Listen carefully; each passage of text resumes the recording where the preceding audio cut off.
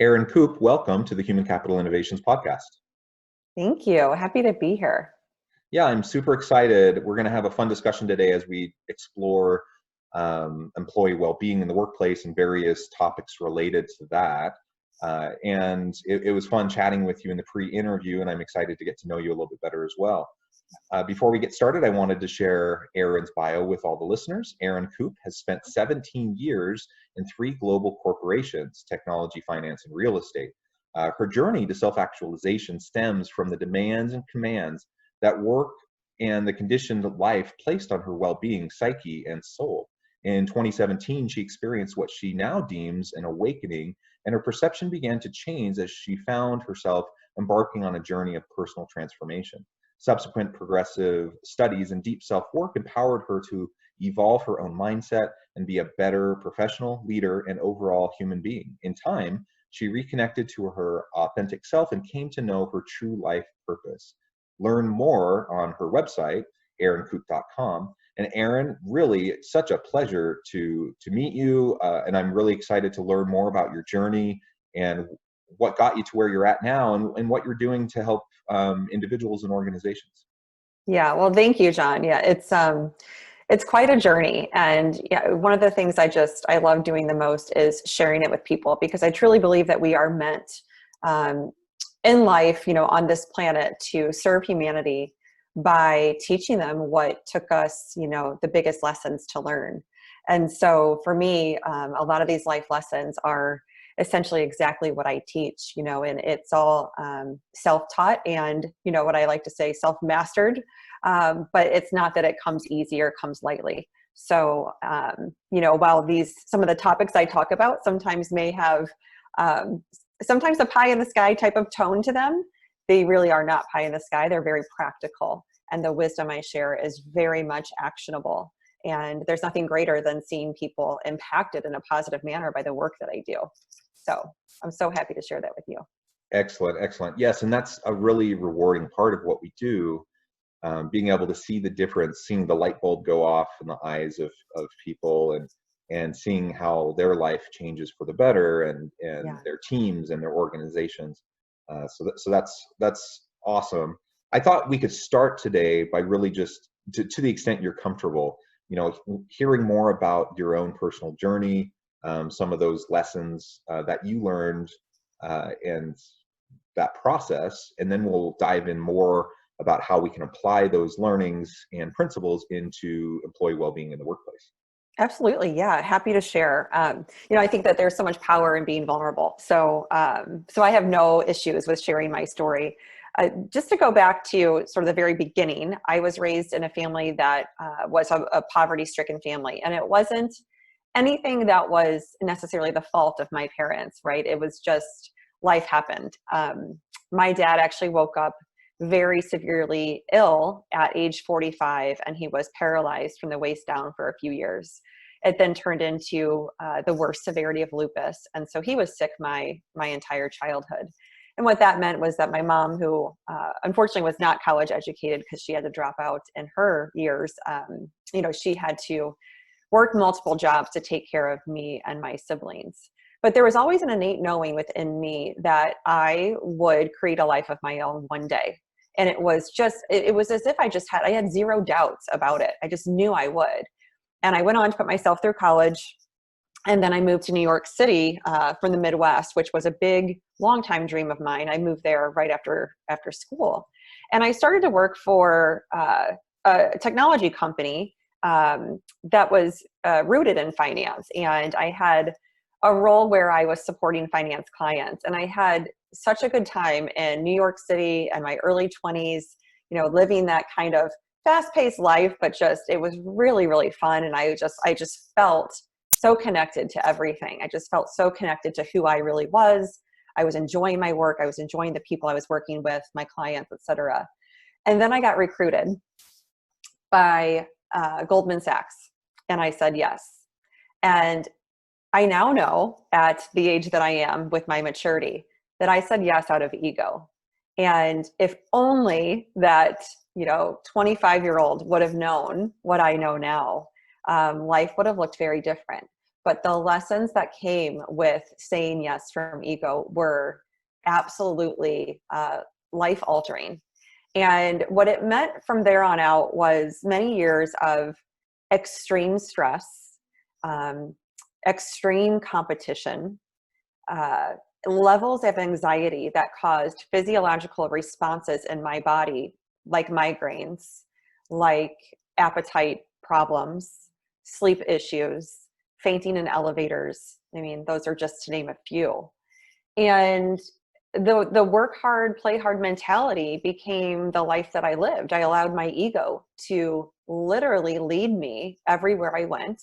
It led my conversations. It led the work that I did. It just literally became who I was, and I identified with it. And I have to tell you, learning all that I did from that lens of ego, the mind, what the mind had created based on what it saw, what it observed, what it thought that people expected of it. It is mind blowing that we let that happen in our lives, but how easy it is to let that happen and how hard it is to actually come to the realization that that's what's been occurring in your life and to actually take the initiative to change it. So fast forward many years, I spent almost 6 to 7 years at Goldman and then resigned just about age 30. I was also getting married. I had moved to Chicago with my then boyfriend, turned husband, and changed my career. I just decided I was done with finance, and I probably should have done that sooner because it wasn't for me.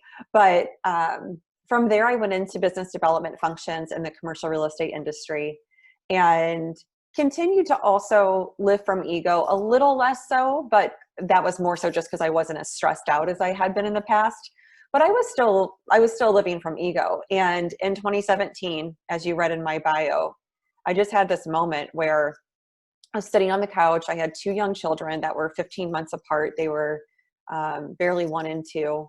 Looked at my husband after pouring a glass of wine on a Friday night, and I said, this can't be it. Like this, if this is all that life is, where is the meaning? Like, what is the purpose of just getting up, taking a shower, dealing with our kids, going to work, working all day, dealing with our kids at night, and then, doing it all over again the next day. Like, I wasn't enjoying a single second of it. I was not enjoying motherhood.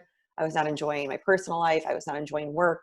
I just wasn't finding happiness. Now, mind you, I was not depressed. And I certainly had levels of anxiety that I had been dealing with for years, like I said, but it wasn't this this state of mind where I was in dire need of some sort of medication or assistance in that way.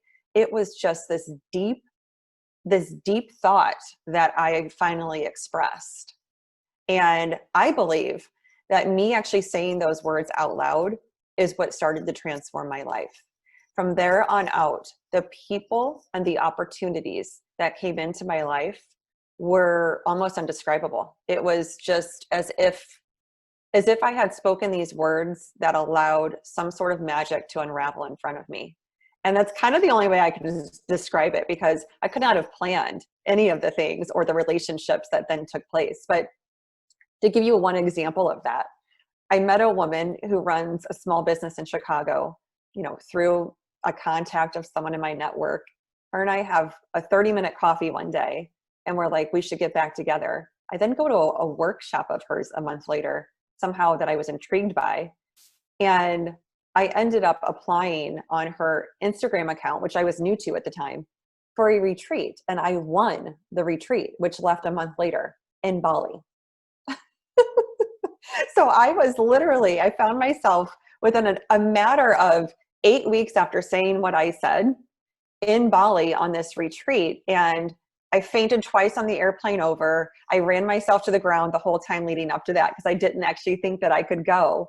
But some of the experiences that happened over there on that retreat were definitely the first in a lifetime, once in a lifetime, if even that, because I had finally said yes to myself. I had finally put my true self first. I was actually starting a connection with my authentic self, with my soul. And everything that I described to you in the beginning of telling you the story, where I always knew there was something more for me. And then I allowed the ego to take over and became disconnected from who I really was. That trip, that experience was the start of reconnecting. And the journey from there, we can get a little bit more into that, but it has been nothing short of transformational. I've learned that there are various sides of ego. I now teach about those various sides. And, I think the really interesting thing is that I can talk to the corporate workplace in a way that I spent 17 years there. I know what it's like. It's not an awful place. It's all a matter of the lens that you're leading yourself with and how you're allowing that to affect you and what you're getting out of the situation. That's really what it's about. So I teach people those human skills now to not get so affected by their environment, to not allow the competition to get the best of them, to know when it's their mind or their heart leading them and when to choose each one and how to make those choices. To just be a more conscious person making those active decisions in your life. That's the transformation right there. And that's what I think, if more people know these types of things that took me a really long time and the hard way to learn, what a great world this could be. Well, thank you for sharing that. Such an interesting story and background. And I found some similarities, to my own experience.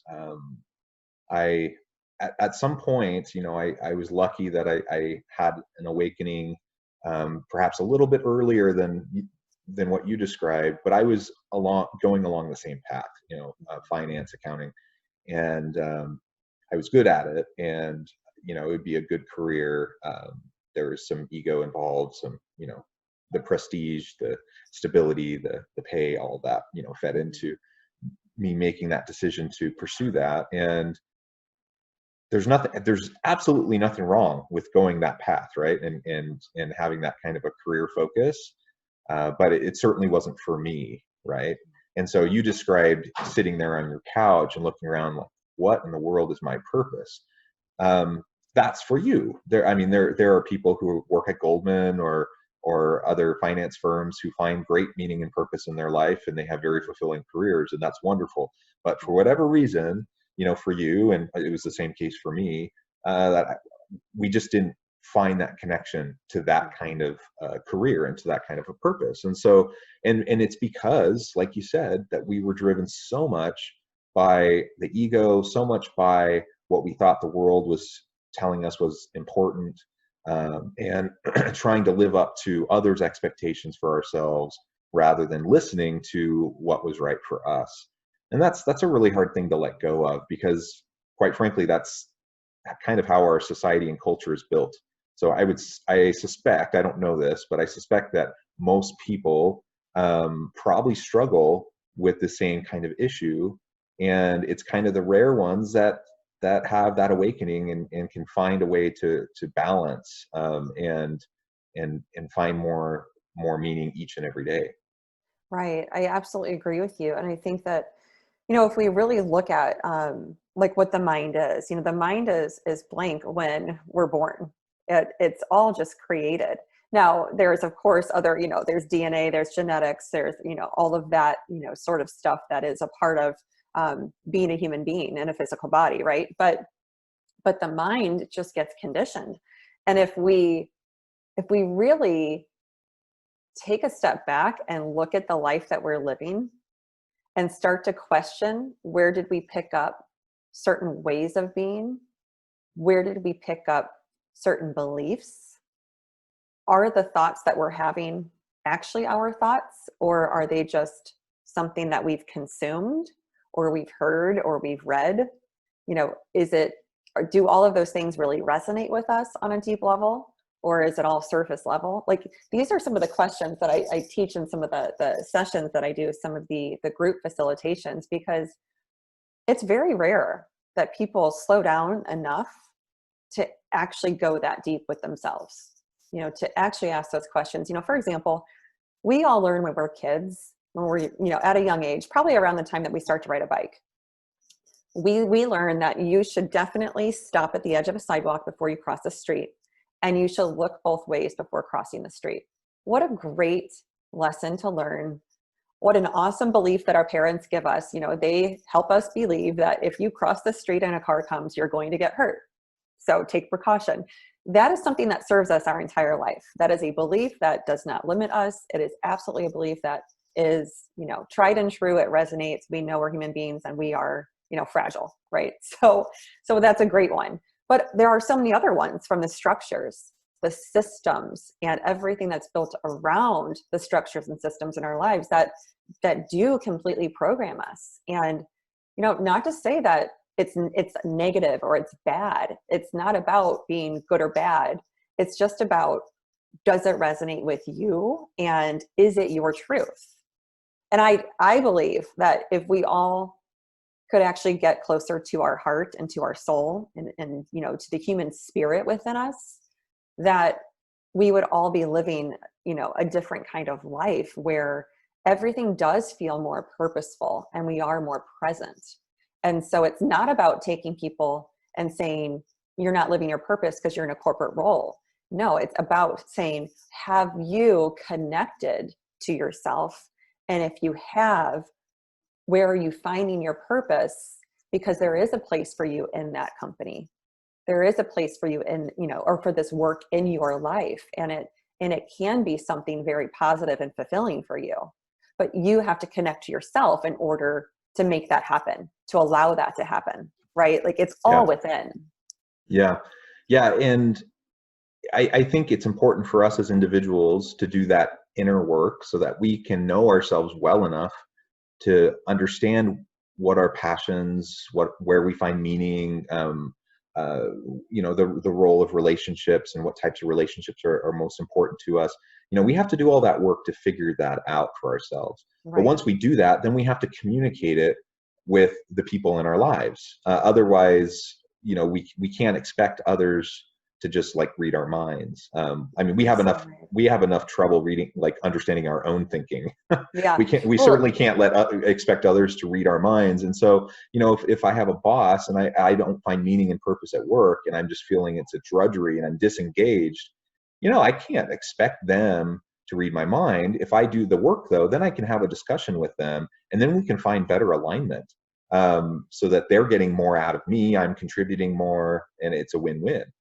Absolutely. You know, and just so much of my corporate life, you know, I saw a lot. I definitely saw a lot. But many of the people that I was closer to in the workplace and my various roles in different companies, one theme I really noticed over time is that people love to vent and complain. And it is the easy choice to just blame dissatisfaction and lack of fulfillment on other people in your workplace, on the work specifically that you're doing, on the fact that this person's in that role and you're not. It is so easy to just, you know, pick those things and make them the issue, rather than to say, okay, if this is how I'm really feeling, what can I do to change that? And it is that inner work that you can do. It is, you know, the deep reflection and actually saying, am I living from my heart? Am I living from a place of healthy ego? Am I fulfilled in the work that I'm doing, but I'm just, you know, not connected to that in a way that I'm finding meaning in it? Like, you know, it's up to us individually to take that self-responsibility and then to figure these things out for ourselves. Like, it's not anyone else's problem. You know, and that's actually it's actually a really fascinating thing when I talk about some of this stuff and I tie it. Personal development and professional growth are actually melded. And I think that we're seeing that more so than ever, given what we've lived through in the past 6 months. Leaders and executives, people that are running their own businesses, they now understand that they need to invest in their employees in this way where they're not just saying, here's your sales training, you know, I'll make sure that you have your systems training and now go. No, it's more about, how do I help you be your best and actualize your potential so that you are more fulfilled in the work that you're doing, that you do find meaning in working for this company. And ultimately, I mean, if that person grows so much that they leave and go somewhere else, then hey, you've done a great job with that person, you know, and if that's what you're really doing for your people, there's going to be, you know, the next one at your door wanting a spot at that company. Like that is the talent, you know, attraction and retention, Absolutely. you know, method for the future. Yeah, yeah, absolutely. And you know, as you were mentioning our personal responsibility for our own meaning and purpose, and you highlighted, you know, that there are systems, there are embedded cultural elements and societal elements and mechanisms that can perpetuate harmful thought patterns and whatnot. Now, we're not saying that those don't exist. They absolutely exist. Actually, what we're suggesting is there are things that we can control and there are things that we can't control. And so I do have control over myself, and I do have control over my own thought patterns, and I do have control how I approach the world. That's not to say that there aren't harmful systems that need to be disrupted. That's not saying there aren't damaging policies and practices and organizations that need to be changed. It's not saying there aren't abusive people who need to be stopped. You know, those things are all true. And there is a time and a place with people in particular roles that have the ability to disrupt and challenge those sorts of systems and processes to bring about broader change, and that's important. But Right. it's also important that we recognize the extent to which we have control over ourselves, and we can step forward with a positive mindset Absolutely. to try to tackle the challenges that we are facing, because it won't do me any good to sit back and complain, or to sit back and to blame, even if everything I'm complaining about or all the blame I'm passing is actually accurate. Even if it's all true, it still isn't going to help me move forward in my life.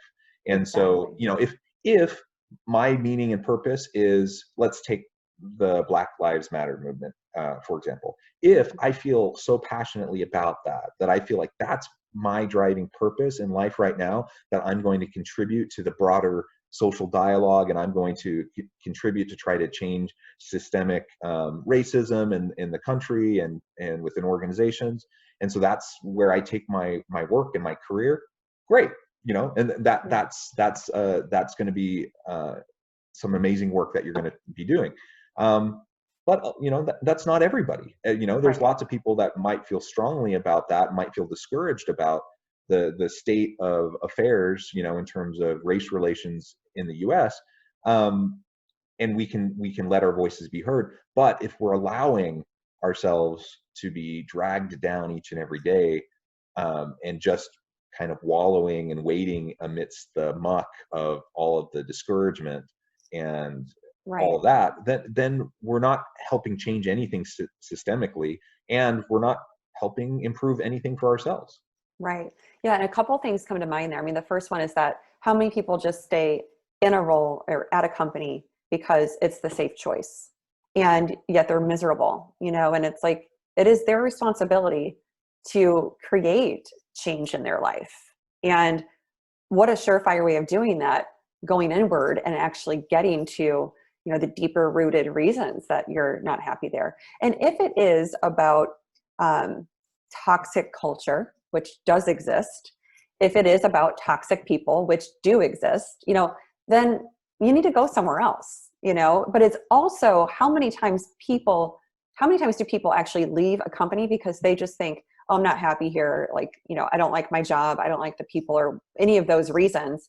And they just think that they're going to be better off somewhere else and the grass is greener. And then it turns out just as brown as it was before. Like, that is telling you something, you know, dig deeper, right? Yeah. But, you know, a little story on that one. When I was in finance, I had some of the worst female bosses on the face of the planet.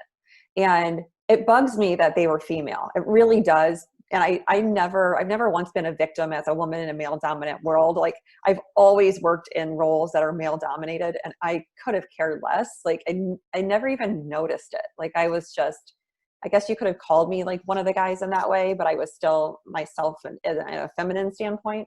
But it never bothered me. But these female bosses I had were certainly the ones that were leading with ego, but they were also the ones that were trying to be something they weren't, and they were so impacted by what they thought that they were supposed to be and what was acceptable and what was going to get them ahead.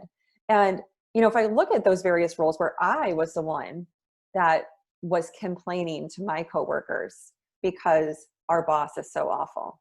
And, I was the one, going out for drinks with my peers, and we're at happy hour and we're making jokes about how terrible these managers are and things like that. That didn't serve me. And did I think that I was going to be better off if I just got into a different role with a different manager, or if I left? Absolutely, I thought that. So I know where that comes from, and I know what it's like to feel that way.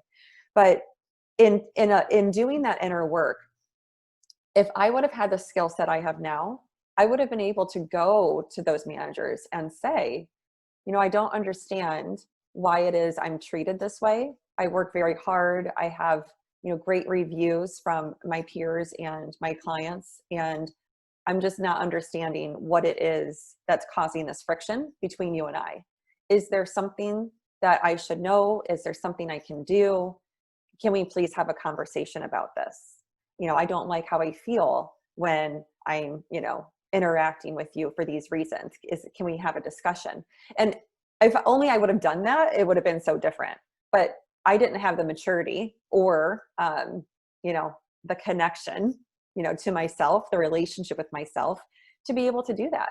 Now, in my last corporate role, I had a woman that was working with me who was fantastic her first 6 months, and then something changed.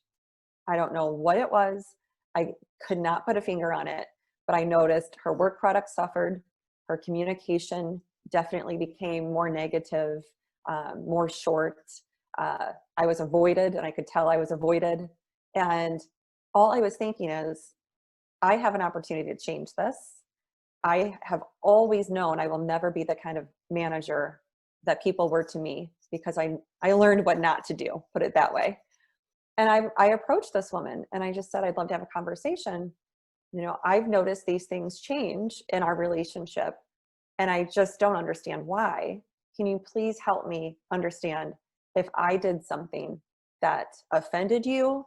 Can you help me if did I do something that somehow made you look at me in a different way, in a different lens? Can we just have a conversation about this so that I can understand how I can help fix it? And it literally, and she was the age that I was when I was going through what I just described, in her mid-20s. And it changed that relationship so much for the better. It became a much more transparent relationship. It became one where I was able to help her in ways that I wasn't before, because I now knew enough about her and the reasons that she was feeling friction in her role. And it wasn't about me, actually. It was about some other things that were going on in the company. But how enlightening to just be able to have a transparent, open discussion, because you are now more connected to yourself, and you now know that you actually have the responsibility to go and make a difference, in the role that you have or the relationships at work. Yeah. I really appreciate that story. Erin, it has been a real pleasure talking with you today. The time has flown by. I would love to continue, but we're running short on time. Before we close, though, I wanted to make sure to give you a chance to give the last word and share with listeners how they can connect with you and find out more about what you might be able to do for them. I love that. Thank you. Yes. So erincoupe.com is my website, and there's a lot of information there. I write a blog, so you can go to the deep thoughts section, and everything has to do with relationships and, our place in society, and, the mind, the psyche, a lot of those things that have to do with our professional lives and how we live them to the fullest. But another way is on LinkedIn. I'm very active there. So please, reach out, connect with me, follow me, whatever you'd like to do. And you can also find me under Authentically EC on Facebook and Instagram. Wonderful. has been a real pleasure talking with you. I hope we can Yeah. do this again, and we can explore even in more depth some of these related topics. Yeah. But I hope listeners will reach out to Erin, get connected with her on LinkedIn, find out more about what she can do for you. And I hope everyone continues to stay healthy and safe, that you can find meaning and purpose at work each and every day, and that we all have a great week. Thank you.